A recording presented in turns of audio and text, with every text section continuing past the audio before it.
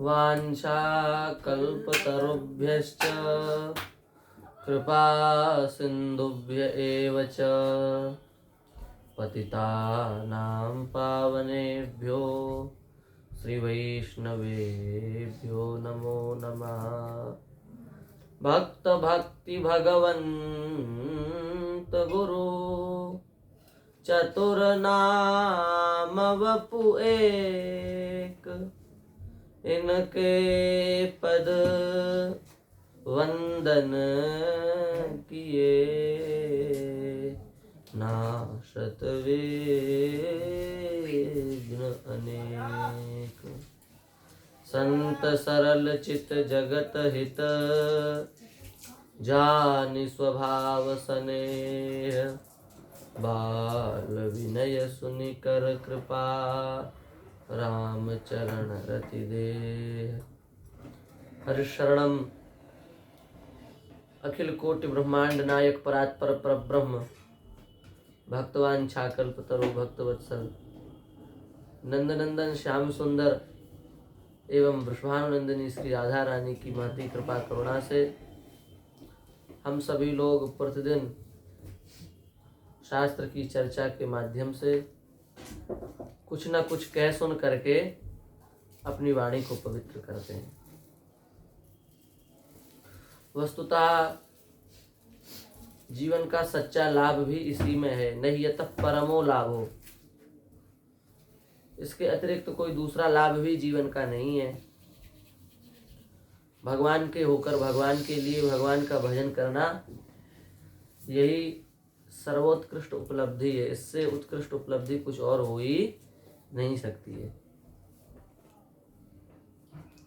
हम सभी लोग अत्यंत भाग्यशाली हैं। कलयुग में जन्म मिलना भी एक सौभाग्य की बात है। आप कहेंगे कि महाराज कलयुग तो घोर युग है, इसमें भयंकर पाप होते हैं, भयंकर हिंसाएं होती हैं, भयंकर अत्याचार होते हैं, भयंकर अनाचार होते हैं, कदाचार कुछ सदाचार होते हैं। तो आप इसको अच्छा क्यों कह रहे हो? तो हम इसको इसलिए अच्छा कह रहे हैं कि अन्य युगों से कलयुग में भगवान की कथा अधिक सुलभ है। अन्य युगों में अनेकानेक वर्षों तक साधन करने से जिस फल की अनुभूति प्रतीति होती है, वह फल कलयुग में अत्यंत स्वल्प साधन करने से ही प्राप्त हो जाता है। सतयुग में 10,000 वर्ष तपस्या करने से जो फल मिलता है, वही फल त्रेता में 1000 वर्ष तपस्या करने से मिलता है। समझ रहे हो? सतयुग में 10,000 वर्ष तपस्या करो, उससे जो फल प्राप्त होगा वह फल त्रेता में केवल 1000 वर्ष की साधना से प्राप्त हो जाएगा। 9000 वर्ष घट गए। और महाराज वही फल द्वापर में 1 वर्ष साधन करने से प्राप्त होगा। 10,000, 1000, 1 वर्ष। और 1 वर्ष साधन करने से द्वापर में जिस फल की प्राप्ति होती है, कलयुग में उस फल की प्राप्ति केवल 24 घंटे भजन करने से प्राप्त हो जाती है। केवल 24 घंटे। माने 24 घंटे यदि आप भजन कर लिया आपने, तो ये समझ लो आपने सतयुग के अनुसार 10,000 वर्ष तपस्या कर ली। इसलिए कलयुग में सौलभ्य गुण अधिक है। कलयुग में सुलभता ज्यादा है। कलयुग में भगवान सुलभ अधिक हैं। अन्य युगों में भगवान की उतनी सुलभता है नहीं जितनी सुलभता भगवान की कलयुग में है। इसलिए महाराज कहा गया है कि कलयुग अत्यधिक श्रेष्ठ युग है। पाप तो होते हैं, इसमें संदेह नहीं है, पर फिर भी अत्यंत श्रेष्ठ युग है। कि बार पानी कौन चला रहा है? श्रीमद् भागवत में कहा गया है कृते अध्यायतो विष्णु त्रेतायां यजतो मखैः द्वापरे परिचर्यायां कलौ तद्धरि कीर्तनात्। अनेकानेक 10,000 वर्षों तक ध्यान करने से जिस फल की प्राप्ति सतयुग में होती है, उसी फल की प्राप्ति त्रेता में यज्ञ करने से प्राप्त हो जाती है। ध्यान से सरल यज्ञ है, क्योंकि महाराज ध्यान में तो निरंतर वृत्ति को भगवदाकार होना चाहिए, उसी का नाम ध्यान है। आपकी चित्त वृत्ति शरीर संसार से बिल्कुल हट जाए, आप केवल परमात्म तत्व का ही चिंतन करें, इसका नाम क्या है? ध्यान। यज्ञ में इतना आवश्यक नहीं है, यज्ञ में तो उठने भी मिल जाता है, प्रसाद पाने भी मिल जाता है, बातचीत करने का मौका भी मिल जाता है, घूमने टहलने का भी मौका मिल जाता है। इसलिए ध्यान से सरल क्या है? ध्यान से सरल है यज्ञ। तो सतयुग में ध्यान से जिस फल की प्राप्ति होती है ना, उसी फल की प्राप्ति त्रेता में यज्ञ से हो जाती है। और त्रेता में यज्ञ करने से जिस फल की प्राप्ति होती है, द्वापरे परिचर्यायाम, उसी फल की प्राप्ति द्वापर में भगवान की सेवा भक्ति करने से प्राप्त हो जाती है। जिस फल की प्राप्ति त्रेता में यज्ञ करने से होती है, उसी फल की प्राप्ति सतयुग द्वापर में केवल भगवान की सेवा पूजा अर्चना करने से, नवधा भक्ति का आचरण करने से प्राप्त हो जाती है। वही फल यज्ञ से सरल भक्ति का आचरण है। यज्ञ में तो बहुत अधिक विधि निषेध की मर्यादा होती है कि नहीं होती है? ये नहीं खाना है, ये नहीं पहनना है, ऐसे नहीं बैठना है, ऐसे नहीं उठना है, इतना देर हवन करना है, इतना देर पूजन करना है, ऐसा करना है, वैसा करना है, यूं करना त्यों करना, बहुत नियम होते हैं यज्ञ में। पर भगवान की पूजा में उतने नियमों की आवश्यकता नहीं है। इसलिए यज्ञ से सरल क्या है? भगवान की पूजा। तो यज्ञ से जिस फल की प्राप्ति होती है, द्वापर में उसी फल की प्राप्ति भगवान की पूजा से हो जाती है।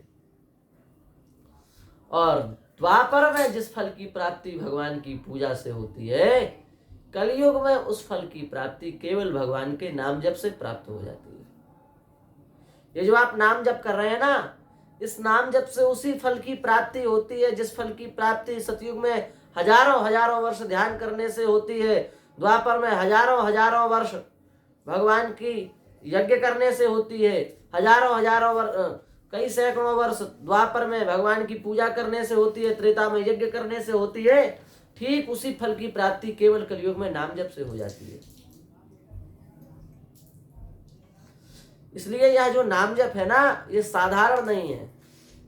यह नाम जप एक ऐसा साधन है जो शरीर संसार से चित्त को हटाकर के सीधे भगवान में जोड़ देगा। यदि हम आपसे कहें कि 4 घंटे प्राणायाम किया करो, कर पाओगे? यदि हम आपसे कहें 4 घंटे सीधे बैठ करके भस्त्रिका किया करो, कर पाओगे? कहें 4 घंटे बैठ के ध्यान किया करो, परमात्मा का लगा पाओगे? और हम आपसे कहें आप चल रहे रहो, फिरते रहो, उठते रहो, बैठते रहो और मन में श्री सीताराम, श्री राधे श्याम, ओम नमो भगवते वासुदेवाय, ओम नमो नृसिंह, कुछ भी जो आपका मंत्र हो आप जप करो, तो कर सकते हो कि नहीं कर सकते हो? चलते फिरते उठते बैठते कर सकते हो। तो इस साधन से आप सीधे भगवान से जुड़ जाएंगे। ये नाम जब सीधे भगवान की प्राप्ति करा देने वाला साधन है। इसलिए लिखा है नाम में इतनी सामर्थ्य है, इतनी सामर्थ्य है, इतनी सामर्थ्य है कि जीव उतने पाप कर ही नहीं सकता। नाम में, एक नाम में इतनी सामर्थ्य है कि उस नाम के मुकाबले व्यक्ति पूरे जीवन भी पाप करे तो कर नहीं सकता। इतनी सामर्थ्य केवल एक नाम में है भगवान की। भगवान के नाम में जितनी सामर्थ्य उतना व्यक्ति पाप कर ही नहीं सकता। तुम 24 घंटे भी पाप करो तो उतना पाप नहीं कर सकते जितना पाप समाप्त करने की शक्ति भगवान के एक नाम में है। इसलिए कहा एतादृशी तव कृपा भगवन ममापि, दुर्दैव मीदृश मिहाजनि नानुरागा। ऐसा अत्यंत दुर्लभ नाम भगवान की कृपा से कलयुग में अति सुलभ हो रहा है, अति सुलभ हो रहा है। फिर भी यदि किसी मूढ़ व्यक्ति की प्रीति उस भगवान नाम से न हो, उस भगवान के दिव्य नाम से न हो, तो वस्तुतः दुर्दैवम, उसका दुर्भाग्य ही है। राम एक तापस्ती तारी, नाम कोटिखल कुमति सुधारी। भगवान राम ने तो एक ही पत्थर की अहिल्या का उद्धार किया, दूसरी पत्थर की अहिल्या का उद्धार किया। भगवान राम ने तो एक ही पत्थर की अहिल्या का उद्धार किया था अपने जीवन में, दूसरी का किया था। पर भैया भगवान का नाम तो ऐसा है कि वो करोड़ों करोड़ों पाप के पत्थरों के समान जो विशाल पापी हैं उनका भी उद्धार कर देता है, करोड़ों करोड़ों। भगवान ने तो एक अहिल्या का उद्धार किया। राम एक तापस्ती तारी, भगवान ने तो एक तपसी स्त्री का अहिल्या का उद्धार किया था। पर नाम कोटिखल कुमति सुधारी, नाम तो करोड़ों करोड़ों पापियों का उद्धार कर देता है। इसलिए भाव कुभाव अनख आलसहु, नाम जपत मंगल दिशि दसहु। ऐसी छूट कहीं है बताओ?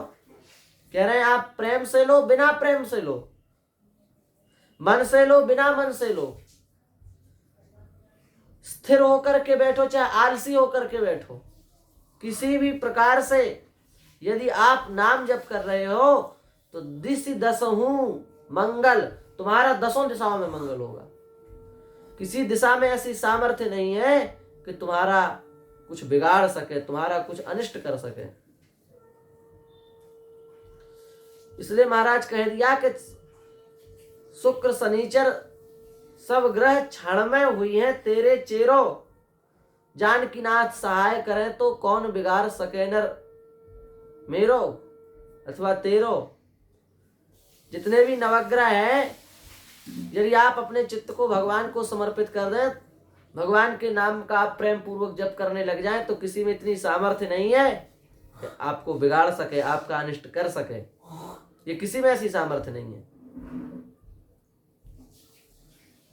जो पे कृष्ण चरण मन अर्पित, तो कहा कर है ये नवग्रह रंक, ये तो बेचारे गरीब हैं, रंक हैं। ये पूरे नवग्रह क्या है? बोले रंक हैं, गरीब हैं, बेचारे भिखारी हैं, क्या बिगाड़ सकते हैं? पर हमारी भगवान के नाम के प्रति अगाध निष्ठा होनी चाहिए। आप भाव से नहीं, अभाव से करो, कुभाव से करो। किसी भी प्रकार से यदि आप अपने जीवन में नाम जप कर रहे हो तो दसों दिशाओं में किसी में ऐसी सामर्थ्य नहीं कि आपका कुछ बिगाड़ सके। थोड़ा भी यदि आप समय निकाल करके नाम जप कर रहे हो नियम पूर्वक, तो उस नाम जप से आपको निश्चित ही अति शीघ्र भगवान की प्राप्ति हो जाएगी, नियम पूर्वक। एक सेठ था, वो सत्संग में गया, सच्ची घटना। तो महाराज जी ने कहा कि भाई तुम नाम जप किया करो। उस व्यक्ति ने कहा कि हमारे पास तो महाराज बिल्कुल समय नहीं, हम तो गृहस्थी में इतने फंसे हुए हैं कि समय नहीं नाम जप करने का। तो महाराज ने कहा विचार करके देखो, कहीं तुम्हारे पास समय है पूरे 24 घंटे में? बोले हाँ, एक समय है। क्या समय है? बोले जब हम शौचालय जाते हैं दीर्घ संख्या, वहां खाली बैठे थे, तो उतना ही समय है हमारे पास। उसी समय हम 2, 5, 7 मिनट खाली बैठते हैं, बाकी तो महाराज दिन भर जब तक सोना नहीं तब तक चैन नहीं। महात्मा भी महात्मा ही थे, बोले चलो तो उसी समय तुम नाम जप कर लिया करो। अब महाराज बैठा दीर्घ संख्या में, बस राम राम राम राम राम राम राम राम राम राम चालू कर दिया उसने। हनुमान जी महाराज को बड़ी गुस्सा आई, हमारे इष्ट का नाम अशुद्धावस्था में ले रहा है, दिया एक घूसा मिला के पीठ में। महाराज हनुमान जी का घूसा रावण जैसा तो सह नहीं पाया, रावण जैसा। सेठ क्या सा है बेचारा वो तो। एक बार रावण का राम जी का युद्ध चल रहा था, तो रावण ने हनुमान जी को देखा, हनुमान जी आराम से खड़े थे, बोले ए बंदर इधर आ। तो हनुमान जी चले गए। बोले हमने तुम्हारी बहुत शक्ति सुनी है, तुम्हारे भीतर बहुत बल सुना है, आज एक प्रतियोगिता करते हैं। क्या? बोले पहले एक घूंसा हम तुम में देते हैं और फिर एक घूंसा तुम हम में देना, जिसको ज्यादा लगे वही ज्यादा, समझ जाना कि वही ज्यादा शक्तिशाली है। परीक्षण करते हैं किसमें ज्यादा बल है। हनुमान जी ने कहा ठीक है, तैयार है हम। हनुमान जी ने कहा ऐसा करो, पहले तुम ही घूंसा मारो। रावण ने कहा नहीं हम नहीं मारेंगे, पहले तुम मारो। हनुमान जी ने कहा हमने मारा और तुम चले गए तो तुम्हारा तो तुम तो चुका नहीं पाओगे भाई, यही तो बात है। हम तुम्हें घूंसा दें, तुम हमें दो। हमने मसक दिया तुम में घूंसा और तुम चले गए, फिर तो तुम्हारी तरफ से कौन मारेगा? रावण ने कहा जरूरी है, मान लो हमने मसक दिया तुम मर गए तो फिर तुम्हारी तरफ से कौन चुकाएगा? हनुमान जी ने कहा देखो लड़ाई करने आया कौन, तुम आए कि हम आए? रावण ने कहा हम आए। खुजली किसको मची? तुमको, हमको? रावण ने कहा हमको मची। तो बोले पहले तुम ही मारो, तुम अपनी खुजली मिटाओ। रावण ने बढ़िया दांत किटकिटा के अच्छी शक्ति से एक घूंसा मारा। महाराज रावण जैसा बलवान चरत दशानन डोलत अवनी, रावण के चलने से पृथ्वी डोल जाती थी, ऐसा महाबली रावण। एक तरफ यदि देवताओं का नजर तिरछी निगाह से देख ले तो पूरे देवता अपने अपने आयुध छोड़ के भाग जाते थे स्वर्ग से, ऐसा बलवान रावण। और उसने दांत किटकिटा के जब मारा ना घूंसा हनुमान जी को, तो उसको लगा बंदर का तो काम हो गया होगा, पर देखा सो हनुमान जी क्यों के त्यों खड़े। अरे बोले हनुमान जी झुरझुरी नहीं हुई तुमको? है कहाँ झुरझुरी? बोले चक्कर अक्कर नहीं आए? और कहाँ चक्कर अक्कर आए? दिख रहा है साफ साफ। अरे बोले तुम्हारे 10 के 10 मुंह हमको दिख रहे हैं। अब हनुमान जी बोले तुम सावधान हो जाओ बेटा, तुमने तो अपना काम कर दिया, अब हमें हमारा काम करने दो। हमारा 360 डिग्री का घूंसा हनुमान जी ने घुमाया। ब्रह्मा जी ने सोचा कि यदि इनने मसक दिया ये घूंसा तो राम कथा तो अभी समाप्त हो जाएगी, ये तो मर जाएगा रावण मर जाएगा तो फिर पूरी लीला तो खत्म हो जाएगी। ब्रह्मा जी बीच में प्रकट हो गए, दोनों के क्या करते हो? रावण ने कहा हटो एक तरफ, यहाँ हम दोनों के बीच में तुम कहाँ से आ गए? यहाँ सूरवीरों का काम चल रहा है, तुम बूढ़े होकर के बीच में पड़ते हो। ब्रह्मा जी ने कहा हम तुम्हें बचा ले रहे हैं, आज हम नहीं आएंगे तो तुम्हारा खेल ही हो जाएगा। है तुम कह रहे हो कि चले जाओ, तुम्हारा क्या काम है? हमारा ही तो काम है यार, हम नहीं आएंगे तो तुम तो चले ही गए, फिर क्या है? रावण ने कहा सही में? बोले हाँ तुम विचार करो, जिस बंदर ने पूंछ में आग लगा के पूरी लंका को जला दिया, उसका घूंसा कितना खतरनाक होगा। रावण ने कहा सही कह रहे हो महाराज तुम, ऐसा करो इनसे कहो कि इसका थोड़ा सा पावर घटाएं। तो ब्रह्मा जी हनुमान जी के पास गए, बोले बब्बाजू तुम जिस प्रकार का जो घूंसा बनाए हो, और यदि तुमने ये बजड़ दिया इसमें तो ये सीधे पाताल पहुंच जाएगा, बीच में तो रुकने वाला नहीं है। इसलिए ऐसा करो कि अब आपने भी मारने का वादा वचन दे रखा है तो उसको थोड़ा इसका पावर घटाओ। हनुमान जी ने कहा ठीक है पितामह। 360 का जो घूंसा था वो 180 डिग्री पे ले आए, ऐसा था ना बढ़िया खींच के को ऐसे कर लिया हनुमान जी ने। बोले अब मसक दे? ब्रह्मा जी ने कहा महाराज अभी भी नहीं। क्यों? क्योंकि अभी भी यदि आपने रगड़ दिया इसको तो ये 2-4 माह नहीं उठेगा, 2-4 माह के लिए युद्ध बंद हो जाएगा, और भगवान का जो 14 वर्ष की अवधि है वो ज्यादा हो जाएगी, वहां भरत जी मर जाएंगे अग्नि में कूद के, इसे थोड़ा और घटाओ। तो हनुमान जी ने 180 का जो घूंसा था 90 डिग्री पे ले आए। महाराज अब रावण से कहा दे दे। रावण ने कहा देखो जब ब्रह्मा जी बार बार विचार बीच कर रहे हैं तो थोड़ा और घटा लो हमारे कहने से। महाराज वो कुल मिला के 40 डिग्री पे घूंसा आ गया, एक 360 डिग्री से। और 40 डिग्री में जब हनुमान जी ने दिया है ना घूंसा तो रावण धूल चाट गए महाराज, 10 मुंह से धूल चाट गए।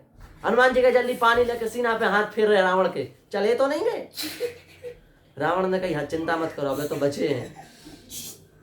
40 डिग्री के घूंसा में रावण धूल चाट गया, और मान लो यदि ब्रह्मा जी ना आए और 360 का पड़ जाता रावण में, क्या हाल होते रावण के, सोच सकते हो।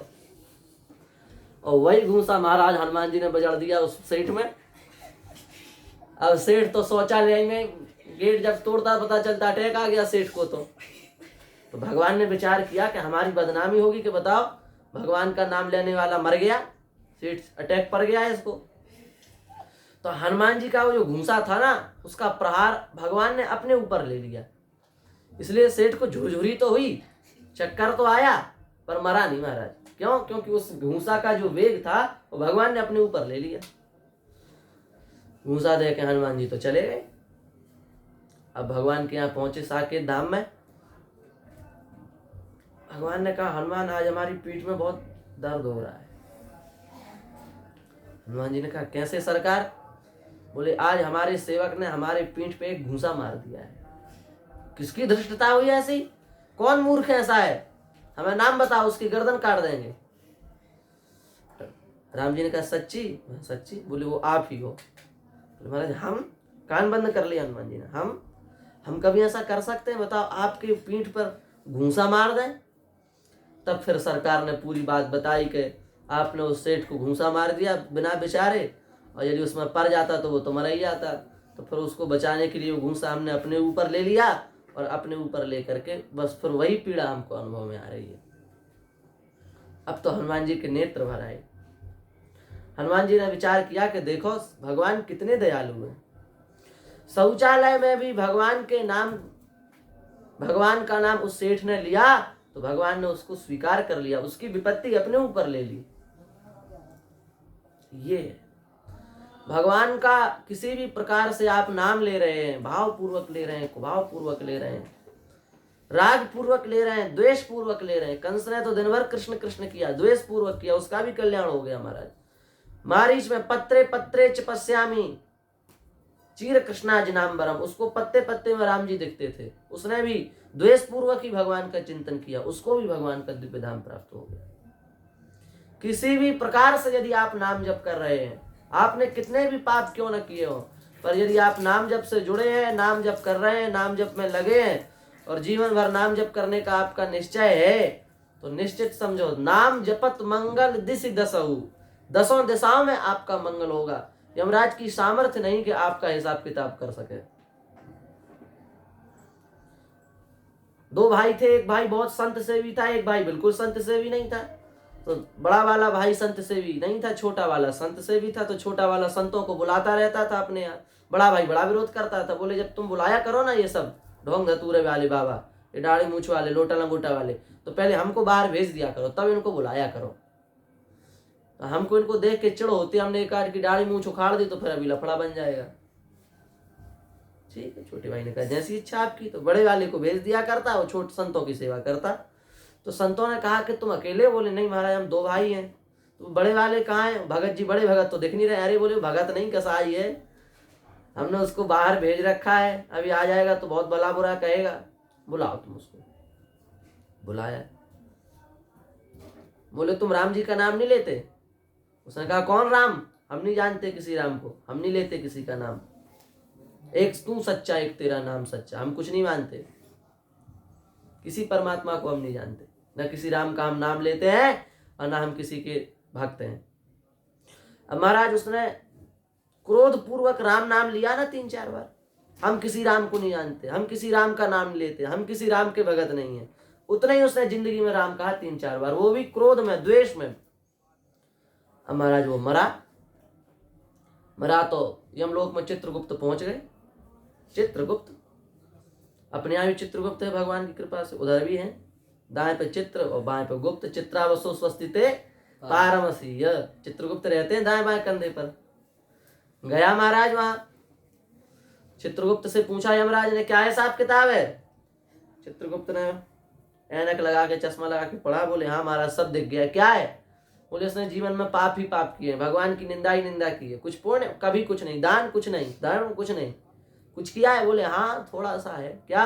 बोले, इसने द्वेष पूर्वक, क्रोध पूर्वक 2-4 बार भगवान का नाम उच्चारण किया, वो भी अवहेलना पूर्वक लिया है। और ये बोले, राम का नाम धीरे बोलो, तेज से राम बोल दोगे तो नरक के पूरे प्राणी सब तर जाएंगे, फिर हमारा जो जहाँ चल रहा है ना सब बंद हो जाएगा, ये पूरी दुकान बंद हो जाएगी, धीरे बोलो। यमराज ने सोचा 3-4 बार इसने राम नाम लिया, अब इसको क्या फल दिया जाए, इसको क्या फल दें। अब यमराज को तो समझ में आया नहीं। तो यमराज जी जो है वो सोचा कि चलो उसको देखते हैं, कहीं इसकी व्यवस्था बनाते हैं। तो गए लेकर के ब्रह्मा जी के पास। रास्ता में नारद जी टकरा गए। अरे नारायण नारायण नारायण नारायण। यमराज जी आज आपको पसीना आ रहा है, आप तो सबको पसीना छुड़ा देते हो, आज आप ही को पसीना आ रहा है, क्या बात है? अरे बोले क्या बताएंगे, एक आ गया है मृत्युलोक का प्राणी, इसने जीवन में कभी तो कुछ पुण्य कर्म किया नहीं, 2-3 बार राम नाम लिया है, वो भी निंदा पूर्वक लिया। अब हमारे समझ में नहीं आ रहा है कि हम इसको क्या फल दें। नारद जी ने कहा नारायण नारायण नारायण, हमको भी समझ में नहीं आ रहा धर्मराज, 3-4 बार राम नाम लेने का क्या फल हो सकता है। तो ऐसा करो, हम लोग ब्रह्मा जी के पास चलते हैं, उनसे पूछ करके आते हैं। तो रामराज जी और नारद जी और वो मृत्युलोक का प्राणी तीनों पहुंचे ब्रह्मा जी के पास। ब्रह्मा जी ने यमराज का स्वागत किया, नारद जी का स्वागत किया, पूछा ये कौन है, ये कौन सा नमूना उठा लाए। बोले ये मृत्युलोक का प्राणी है महाराज, इसने जीवन में कभी कुछ नहीं किया, धोखे से इसके मुख से और द्वेष पूर्वक क्रोध पूर्वक 3-4 बार राम नाम निकल गया, बस उसका फल हम जानने की इच्छा से आए। अब तो ब्रह्मा जी के 4 मुंह चारों तरफ घूम गए। उन्होंने कहा भैया भगवान के 3-4 बार नाम लेने का फल तो हम भी नहीं बता सकते। हाँ इतना जरूर है कि भगवान के नाम के परम अनुरागी श्री भगवान शंकर हैं, वे जरूर राम नाम की महत्व को समझते होंगे, उनके पास चलते हैं। तो ब्रह्मा जी, यमराज, नारद जी और वो मृत्युलोक का प्राणी चारों शंकर जी के पास गए। और शंकर जी वहां क्या कर रहे थे, तुम पुनि राम राम दिन राती सादर जपहूं अनंग अराती, राम नाम का जप कर रहे थे। नारद जी बोले नारायण नारायण नारायण, ब्रह्मा जी बोले ओम नमः शिवाय ओम नमः शिवाय, यमराज बोले भोले बाबा की जय हो। मृत्युलोक का प्राणी तीनों का मुंह देख रहा था, जी क्या कर रहे हैं। शंकर जी ने तीनों का स्वागत किया, बोले महाराज आज आप तीनों कैसे पधारे, आप तीनों तो पूरे ब्रह्मांड के नियंता हैं, आप लोग यहाँ क्या कर रहे हैं। बोले ऐसी ऐसी समस्या बन गई, इसने 3-4 बार नाम ले दिया, हम इसका फल नहीं जान सके, तो हमने सोचा आप तो भगवान के अनन्य उपासक हैं, नाम के महान भक्त हैं, नाम रसिक हैं, आप इसकी महिमा को जानते होंगे। 3-4 बार इसने द्वेष पूर्वक नाम लिया, अब आप ही निर्णय करो। भगवान शंकर ने कहा कि इस पर तो कभी हमने भी विचार नहीं किया, भगवान के नाम की अनंत महिमा है, भगवान ही भगवान के नाम की महिमा को बता सकते हैं, और तो हम में से किसी में सामर्थ्य नहीं कि बता सकें। चलो भगवान के पास। अब मृत्युलोक का प्राणी बोला तुम लोगों ने तो परेशान करके रख लिया, यहाँ चलो कहीं वहां चलो, कहीं ब्रह्मलोक चलो, कहीं शिवलोक चलो, कहीं कैलाश चलो, कहीं कहीं चलो, हैं थक गए हम, ना कुछ खिलाया ना कुछ पिलाया, भटका रहे हो पूरे में, हम नहीं चलने वाले एक कदम भी,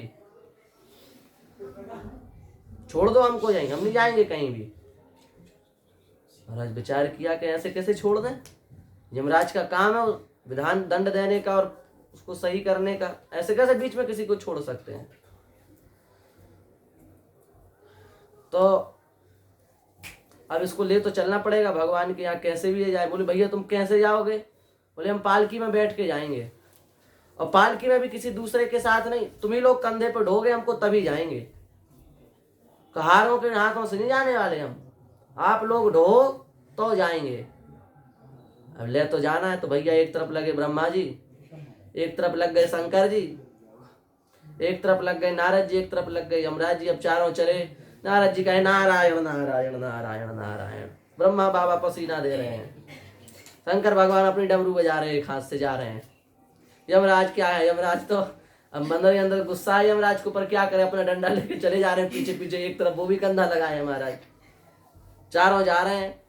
अब देवताओं ने देखा तो सब देवता हंसने लगे, देवताओं को हंसी आ गई कि जे आज विचित्र नमूना तो जीवन में हमने पहली बार देखा कि ब्रह्मा जी, शंकर जी, नारद जी, यमराज किसी को ढो रहे हैं कंधे पर, वो भी कोई भगवान की सवारी नहीं है, एक पंच तत्व के पुतले की सवारी है।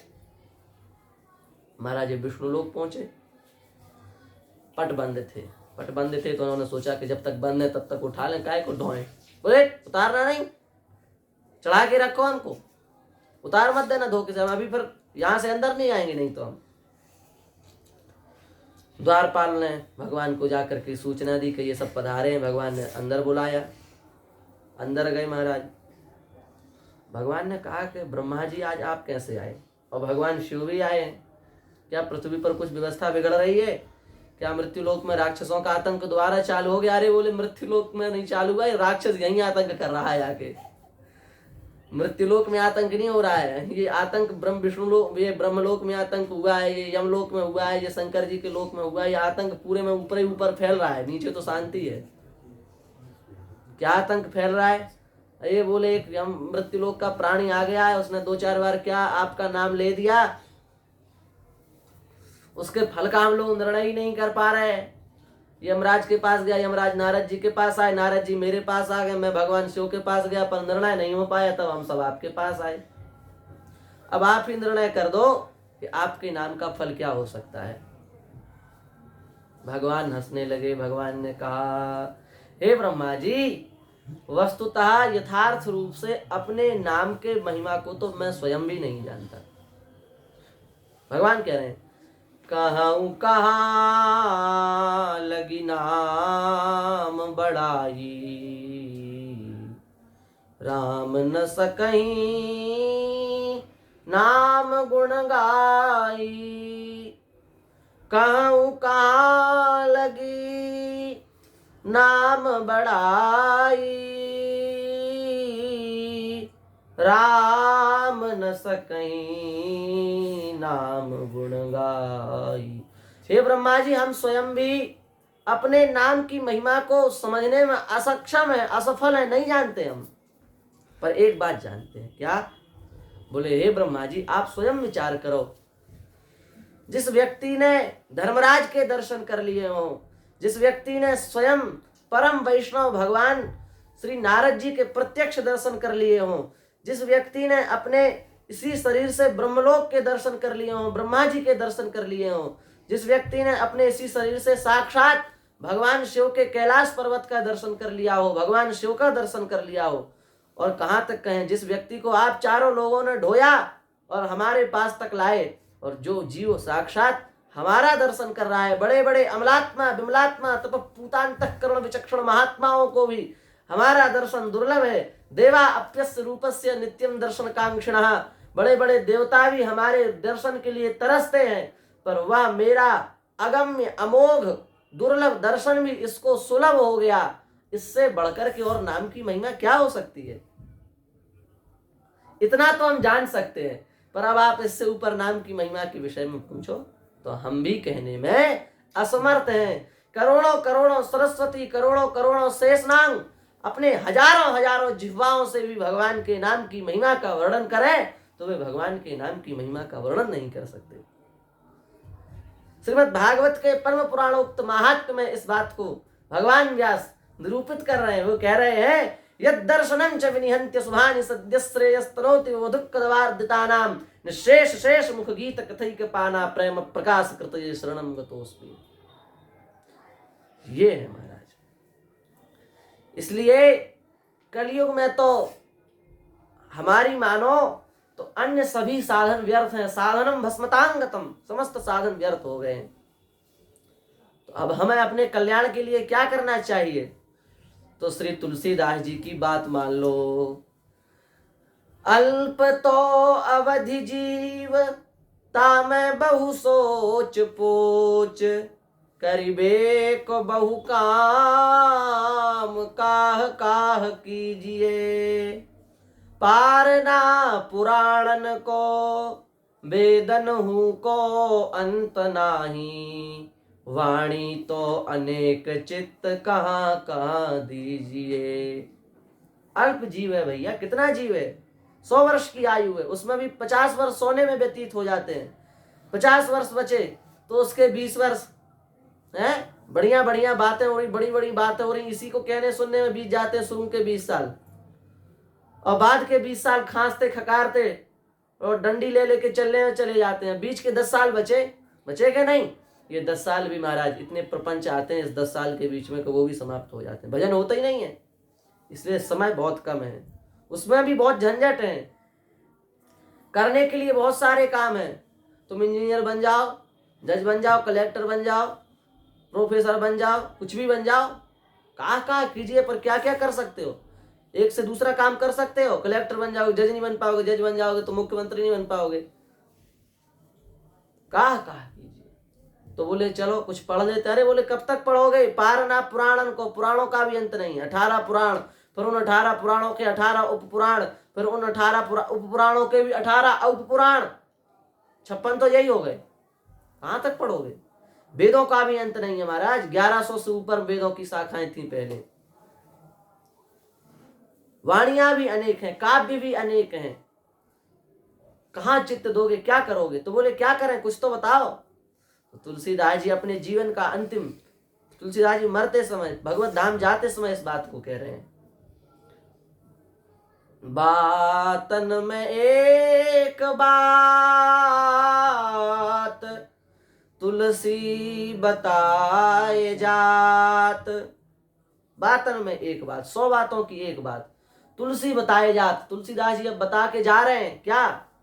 जन्म सुधारी बो चाहो, यदि अपना इसी जन्म में कल्याण चाहते हो, यदि इसी जन्म में परमात्मा तत्व का दर्शन करना चाहते हो, यदि इसी जन्म में अपने जीवन को सफल करना चाहते हो, यदि इसी जन्म में अपने नेत्रों से प्रिया प्रियतम के दर्शन करना चाहते हो, तो क्या करें?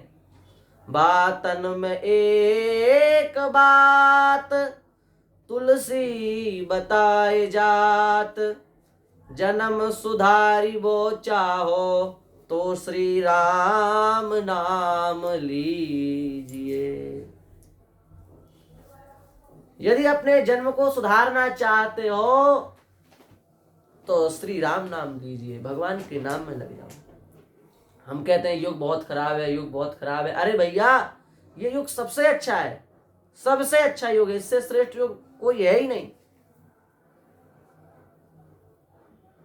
भगवान की प्राप्ति इस युग में जितनी सरल है, जितनी सरल है उतनी किसी युग में नहीं है। इसलिए कलयुग समयुग आन नहीं, जो नर कर विश्वास, गाय राम गुण गण विमल, भवतर भी नहीं प्रयास। कलयुग के समान कोई युग नहीं है। बस विश्वास करके भगवान के नाम जप में लग जाओ। सच्ची मान लो, संसार के किसी भी साधन में ऐसी सामर्थ्य नहीं है कि भगवान को प्राप्त करा सके, पर भजन एक ऐसा साधन है जिस साधन से ठाकुर जी अपने आप रीझ जाते हैं, अपने आप से कृपा करते हैं। आप स्वयं बताओ, आप यदि दिन रात हमारा नाम लो तो हम कितने भी व्यस्त हों, कितने भी दुर्लभ हों, पर हमारे मन में भी ये विचार आ जाएगा कि बताओ, दिन भर से हमें पुकार रहा है, दिन भर से हमारी याद कर रहा है, तो चलो 5 मिनट का समय निकाल के तो चलते हैं। हम जैसे संसारी प्राणी, फिर तो वो भगवान है, करुणा सिंधु है, दया सिंधु है, कृपा सिंधु है, करुणा वरुणालय है। उनके हृदय में तो अपार करुणा उनके हृदय में भरी है। यदि आप निश्चल निष्कपट भाव से प्रेम पूर्वक उनका जप करेंगे, उनको पुकारेंगे, तो क्या वो नहीं आएंगे? अवश्य आएंगे, अवश्य आएंगे, अवश्य आएंगे। ऐसा विचार करके कलयुग में खूब प्रेम पूर्वक नाम जप करना चाहिए। कितना नाम जप करें? बोले हम लोग तुम्हारा 10-50 माला सटकाएं और सोचते हैं कि बस खूब नाम जप कर लिया हमने, हमसे ज्यादा नाम जपक कौन है महाराज? ऐसा नहीं, इसकी भी एक पहचान है। नाम का स्वाद जब तक न मिल जाए तब तक नाम जप करना पड़ता है, और जब नाम का स्वाद मिल जाता है फिर नाम जप करना नहीं पड़ता है, नाम जप होता है। एक होता है करना, एक होता है होना। करने में तो हमको प्रयत्न करना पड़ता है, पर होता अपने आप है, फिर उसमें प्रयत्न नहीं करना पड़ता। फिर निरंतर अहरनिश 24 घंटे आपका नाम चलेगा बिना किसी प्रयास के। अभी करना पड़ता है, माला लेके करना पड़ता है किसी प्रकार से, फिर हो करना नहीं पड़ेगा, अपने आप होगा। तो जब तक नाम का स्वाद नहीं आएगा तब तक करो, और जब आ जाएगा तो फिर अपने आप चालू हो जाएगा। तो बोले हमें कैसे पता चलेगा कि हमको नाम का स्वाद आने लगा है?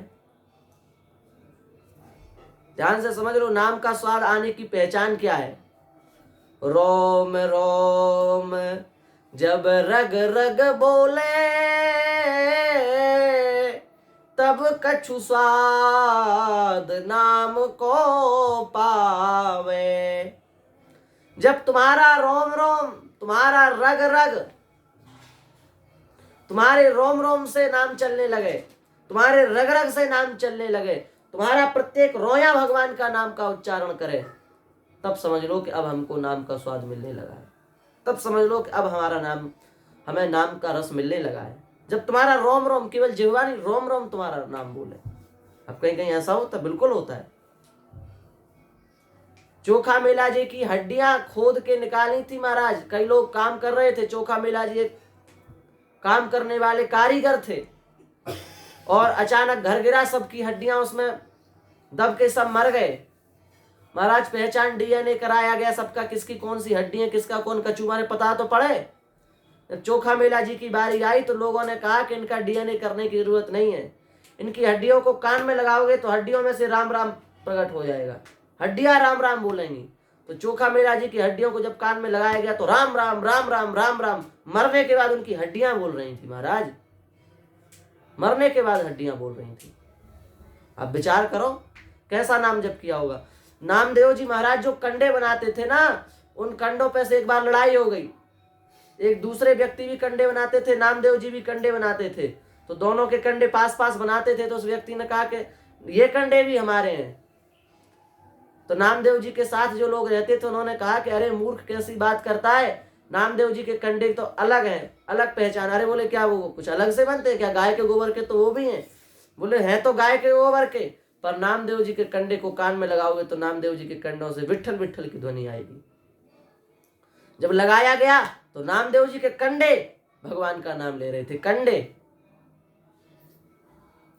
ये रोम रोम जब रग रग बोले, तब कछु स्वाद नाम को पावे। कछु स्वाद, पूरा स्वाद अभी भी नहीं मिला, कुछ स्वाद नाम का मिल गया। अभी श्री सेठ जी के ही एक सत्संगी थे, उन्होंने अपने युवावस्था से सेठ जी ने कहा कि आप कितना नाम जप करते हो, आप लिख लिया करो। तो उन्होंने छोटे बाल्यावस्था में कितना जप किया वो तो नहीं लिखा, पर अपने 20-22 वर्ष की उम्र से उन्होंने लिखना चालू किया कि हम रोज इतना नाम जप करते हैं। जब वो मर गए तब डायरी चेक की कि कुल कितना नाम जप इन्होंने अपने जीवन में किया, तो आपके दंग उड़ जाएंगे, आप होश उड़ जाएंगे आपके। 450 करोड़ नाम जप उन्होंने किया था, 450 करोड़। 1 लाख, 10 लाख, 100 लाख, तब 1 करोड़, 10 करोड़, 20 करोड़, 50 करोड़, 100 करोड़, तब 1 अरब, 2 अरब, 3 अरब, 4 अरब और आधा अरब, और 450 करोड़ राम नाम का उन्होंने जप किया था अपने जीवन में महाराज। हम लोग यहाँ 10-50 वाला सटका के सोचते वाह तृप्त हो गए, आनंद आ गया, बहुत जप कर लिया। यहाँ हमारा 450 करोड़ लोगों ने जप किया, और जब वो मरे तो उन्होंने यही कहा कि हमसे जैसा जप बनना चाहिए वैसा हम जप अपने जीवन में कर नहीं पाए। इतने के बाद भी अभी उनको ऐसा लग रहा है। यही है नाम जप का स्वाद मिल गया प्यारे। श्री दादू दयाल जी महाराज कह रहे हैं, देह हवाले हो रही। जब दादू दयाल जी जाने लगे तो शिष्यों ने कहा, दादू दयाल जी रोने लगे। शिष्यों ने कहा महाराज मरते समय तो संसारी जीव रोता है, भगवत प्राप्त पुरुष थोड़ी नहीं रोते हैं। भगवत प्राप्त पुरुष तो मरते हुए भी प्रसन्न हो जाते हैं। क्यों? क्योंकि वो तो भगवान के पास जा रहे हैं। तो आप रो क्यों रहे हैं? दादू दयाल जी कह रहे हैं, देह वाले हो रही, होश रही मन माही, दादू जैसा नाम था वैसा लीना नहीं। दादू दयाल जी कह रहे हैं कि बताओ हमारा शरीर समाप्त होने वाला है, हम भगवान के धाम जाने वाले हैं, प्रसन्नता तो है हमको, पर इसके बाद भी हमको जैसा भगवान का नाम लेना चाहिए वैसा हम भगवान का नाम ले नहीं पाए, इस बात का हमें दुख है। दादू दयाल जी से पूछा, महाराज आपने कितना नाम लिया, आप दुखी क्यों हैं, कितना नाम जप किया आपने? दादू दयाल जी ने बोला, बस कुछ नहीं भैया, ज्यादा, बस 3.5 खरब नाम जप किया है। अरब नहीं, खरब। 100 करोड़ का 1 अरब, 2 अरब, फिर 100 अरब का 1 खरब, फिर 200 अरब, फिर 300 आधा अरब और 2.5 अरब नाम जप किया, बस 2.5 खरब नाम जप किया, बस ज्यादा नहीं कर पाए। खरब सुन के तो लगता होगा तो सब बातें झूठी, इतना नाम जप हो ही नहीं सकता, पर भैया जब रोम रोम और रग रग बोले तब कुछ स्वाद नाम को पावे। जानते हैं करने वाले, सब हो जाता है। तुलसीदास जी महाराज का तो महाराज प्रसिद्ध है, ये कितना नाम जप उन्होंने किया।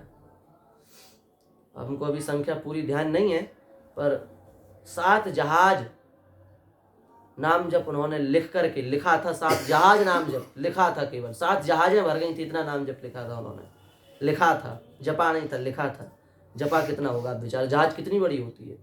एक जहाज पूरी भर गई, 2 भर गई, 3 भर गई, 4 भर गई, 5 भर गई, 6 भर गई, 7 जहाज भर गई। इसलिए बंदऊ तुलसी पद कमल जिन तीनों जगतार, समुद्र पान बूढ़त लख्यो प्रगट्यो सप्त जहाज। इसलिए भैया नाम जप में लगना ये कोई साधारण बात नहीं है, ये कोई सामान्य बात नहीं है, ये बहुत उच्च कोटि के महापुरुषों के द्वारा किया जाने वाला साधन है। देखो ध्रुव जी महाराज ने जब नाम जप प्रारंभ किया तो उनके मन में प्रेम नहीं था भगवान के प्रति, उनके मन में द्वेष था। हमारी माता जी ने हमारा अपमान कर दिया, इस भाव को लेकर के उन्होंने भजन प्रारंभ किया। पर अपमान का भाव लेकर के भी भजन करने के बाद ध्रुव जी को क्या मिला? साक्षात परब्रह्म परमात्मा चतुर्भुज स्वरूप में ध्रुव जी के सामने खड़े हैं। स्पर्श बालम कृपया कपोले, अपने शंख का भगवान स्पर्श करा रहे हैं, अपने हृदय से लगाया ध्रुव जी को और अविचल ध्रुवलोक की प्राप्ति कराई। ध्रुव पद मपियातो यत कृपा तो ध्रुवो यम, ध्रुव जी को भी अचल ध्रुव पद की प्राप्ति हो गई। ध्रुव सगला निज पेउ हरि नामू, पायऊ अचल अनुपम ठाऊ। ध्रुव जी को अपने विचल पद की प्राप्ति हो गई। इसलिए निराश होने की आवश्यकता नहीं है, उदास होने की आवश्यकता नहीं है। खूब प्रसन्नता पूर्वक अपने जीवन के एक एक क्षण को निकालकर, एक एक श्वास को निकालकर नाम जप में लगा दो, केवल नाम जप में लगा दो, अन्य किसी साधन की भी आवश्यकता नहीं है। बस फिर नाम के प्रभाव से ही आपके अंदर ज्ञान, नाम के प्रभाव से ही आपके अंदर भक्ति, नाम के प्रभाव से ही आपके भीतर वैराग्य, नाम के प्रभाव से ही आपके भीतर शरणागति, नाम के प्रभाव से ही आपके भीतर सदाचार, नाम के प्रभाव से ही आपके अंदर वैष्णवत्व, सबकी प्रतिष्ठा केवल नाम के प्रभाव से हो जाएगी, केवल नाम के प्रभाव से। भक्तों की तो नाम के प्रति कैसी निष्ठा है। श्री हरिदास ठाकुर जी मुसलमान भक्त थे। मुसलमानों ने कहा कि तुम मुसलमान होकर के नाम बदनाम करते हो, काफिर हो, हिंदुओं के भगवान का नाम लेते हो, मुसलमान होकर के तुम्हें हम मारेंगे। बोले मार दो। महाराज बीच बाजार में उनको कोड़ों से मारा गया। जिस कोड़े से बैलों को और घोड़ों को पीटा जाता है ना, उस कोड़े से उनको मारा गया। 22 बाजारों में मार मार के घुमाया गया उनको, पैरों से घसीटा जंजीर बांध करके और कोड़ों से 22 बाजारों में पीटा। और पीट करके जब एक एक अंश से खून आने लगा तो सोचा कि अब तो मर गया होगा, तो नदी में फेंक दिया। जब मार रहे थे कोड़े तब भी हरदास जी महाराज अपने मुख से यही कह रहे थे, क्या? मोहि लाखों कोड़े मारो पर हरि का नाम उचारो। अरे भैया तुम लोग मारना चाहते हो तो मार लो, और मारना चाहते हो तो और मारो, पर अपने मुख से एक बार श्री राधा इस नाम को तो लो। इतनी एक चाबुक अपन में पड़ जाए तो 10 मिनट तो महाराज उचटते घूमेंगे बंदर जैसे, तब कहीं सांस आएगी, और 2-3 दिन वहां खुजाएंगे जैसे खुजली हो गई हो। और यहाँ तो महाराज 22 बाजारों में घसीट घसीट करके मारा गया, फिर भी कह रहे मुझे लाखों कोड़े मारो पर हरि का नाम उचारो। ये तुलसीदास जी महाराज की कैसी नाम निष्ठा है। वो कह रहे हैं कि यदि किसी व्यक्ति के मुख से धोखे से भी एक बार राम नाम निकल जाए तो मेरी ये अभिलाषा है कि मैं उसके अपनी चमड़ी दे करके उसके जूती बन जाऊं। तुलसी जिनके मुख कमल धोख्यों निकस्यो राम, तिनके पद की पाहिनी मेरे तन को चाम। अब आप विचार करो आपकी क्या निष्ठा है नाम के प्रति, क्या आपकी श्रद्धा है। इसलिए युग खराब नहीं है, युग तो बहुत अच्छा है, हम खराब हैं। मुस्लिम आक्रांताओं के समय में भी लोगों ने अपना धर्म नहीं छोड़ा, अपनी भक्ति नहीं छोड़ी, अपना तिलक नहीं छोड़ा, अपनी कंठी नहीं छोड़ी। और हम स्वतंत्र भारत देश में रहने के बाद भी तिलक छोड़ देते हैं, कंठी छोड़ देते हैं। बताओ आप माला कर रहे हैं, कोई आपको आके मारता है कि माला क्यों कर रहे हो? आप यहाँ कमरे में बैठ के नाम जप कर रहे हो, कोई कहता है आपको नाम जप क्यों कर रहे हो? उस समय तो महाराज यदि पता चल जाता था कि यहाँ ये बाबा नाम जप कर रहा है तो जीवित अवस्था में पूरी खाल उधेड़ देते थे महाराज, जीवित अवस्था में पूरी खाल निकाल लेते थे।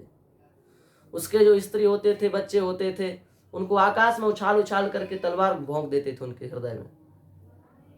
ऐसी स्थिति में भी हमारे पूर्वजों ने नाम जप नहीं छोड़ा, धर्म नहीं छोड़ा, शास्त्र सिद्धांत नहीं छोड़े।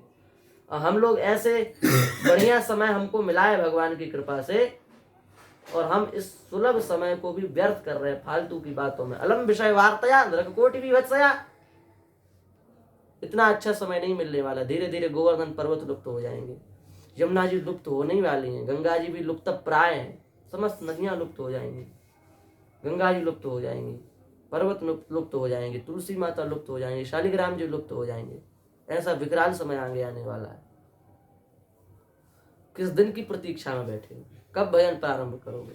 जब वो सब देखोगे आंखों से, तब जब हम दोबारा गुलाम बन जाएंगे और भजन करने पर हमें मार पड़ेगी, तब भजन करोगे? झूठा भगवान के सामने ढोंग दिखाने से कोई लाभ नहीं है कि हम तो भगवान तुम्हें माता च पिता तुम्हें बंधु चस्का तुम्हें, खड़े हो गए, कर दिया, वो बस हो गया। तुम्हें माता, भोग प्रसाद खाया, 2 बार बत्ती घुमाई, बस। इससे काम नहीं चलेगा। जीवित अवस्था में जिसने भजन कर लिया वो मुक्त हो गया। आप भजन करेंगे तो आपका समय भगवान के लिए जा रहा है ना, आपके समय का सदुपयोग हो रहा है, आपके समय का भागवतिक समय तो आपका व्यतीत हो रहा है, ये तो कहीं नहीं जा रहा है, आपका समय व्यर्थ तो नहीं जा रहा है।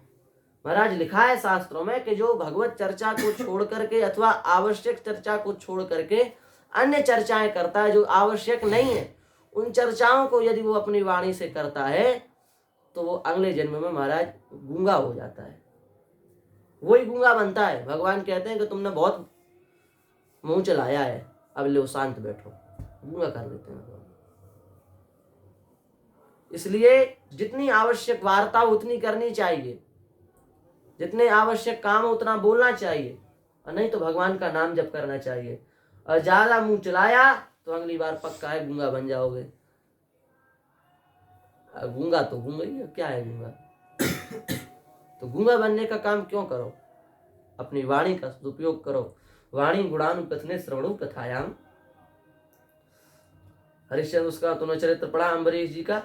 क्या महाराज अपनी वाणी के द्वारा भगवान का ही श्रुतिम चकाराच्युत सत्कथोदय, अपने कानों के द्वारा भगवान की कथा ही सुनना। इसलिए कलयुग समयुग आन नहीं, जो नर कर विश्वास, गाय राम गुण गण विमल, भवतर नहीं प्रयास। बिना प्रयास के अनायास भव सागर से पार हो जाएगा, संसार सागर से पार हो जाएगा। और यदि आप इस भगवान नाम का आश्रय नहीं लेते, भगवान नाम के जप में नहीं लगते, तो महाराज ऐसी दुर्गति होगी, ऐसी दुर्गति होगी कि फिर उसका फल पता नहीं कितने जन्मों तक भुगतना पड़े, और कितने जन्मों तक दोबारा संसार के चक्र में, और कितने जन्मों तक पुनरपि जननम पुनरपि मरणम पुनरपि जननी जठरे शयनम। इसलिए बहुत सावधानी की बात है। कुछ नहीं, कोई साधन नहीं, कोई तपस्या नहीं, केवल भगवान नाम का जप प्रेम पूर्वक करो। इसी से हम सबका कल्याण होगा, इसी सबसे हम सबको निश्चित श्रेय की प्राप्ति होगी, और इसी से पक्का सीधी ठेस भाषा में कहें तो भगवान की प्राप्ति होगी, भगवान की कृपा की प्राप्ति होगी। श्री वृंदावन बिहारी लाल की जय।